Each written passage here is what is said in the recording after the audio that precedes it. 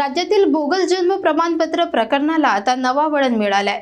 अकोल्यात आज भाजप नेते आणि माजी खासदार किरीट सोमय्या यांनी जिल्हाधिकाऱ्यांची भेट घेऊन चक्क 15,000 बनावट जन्मदाखल्यांचा गौप्यस्फोट केला।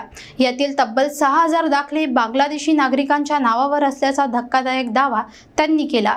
पण या सगळ्या प्रकरणात दोषींवर अद्यापही कारवाई नाही। हे अधिकारी आजही कसे कार्यरत, हे प्रश्न त्यांनी प्रशासनाच्या तोंडावर फेकले। अकोल्यात आज एक मोठा प्रशासकीय भूकंप झाला। बोगस जन्म प्रमाणपत्र प्रकरणात भाजप नेते किरीट सोमय्या यांनी धक्कादायक आरोप करत प्रशासनाच्या कार्यपद्धतीवर थेट सवाल उपस्थित केले। जिल्हाधिकारी अजित कुंभार यांची भेट घेत सोमय्या यांनी सुमारे 15,000 बनावट जन्मपत्रांचा मुद्दा मांडला। विशेष म्हणजे यातील 6,000 दाखले बांगलादेशी नागरिकांच्या नावे असल्याचा त्यांनी दावा केला। हे प्रमाणपत्र अकोला जिल्ह्यातील अकोला, कोट, बाळापूर, बार्शीटाकळी, मूर्तिजापूर, तेल्हारा आणि पातूर या तालुक्यांमधून तयार करण्यात आले होते। सर्वाधिक धक्कादायक बाब म्हणजे हे दाखले नायब तहसीलदारांच्या स्तरावरून तयार करण्यात आले असून त्यामध्ये गंभीर अपहार झाल्याचं चित्र आहे।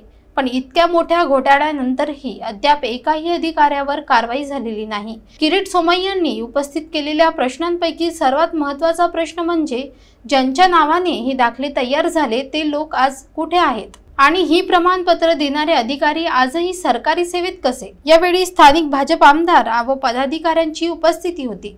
जिल्हाधिकाऱ्यांना दोषींवर कठोर कारवाईची मागणी करत हे प्रकरण थांबवायचं असेल तर त्वरित पावले उचलावी लागतील, असा इशाराही सोमय्या यांनी दिला।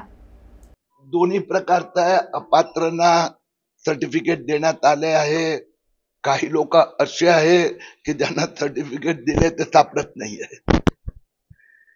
तर आणि त्याचबरोबर एकंदर जे 15,000 अर्ज आले होते, 6,000 रद्द झाले आणि बाकी 9,000 पण पुनः परीक्षण करण्यात येणार।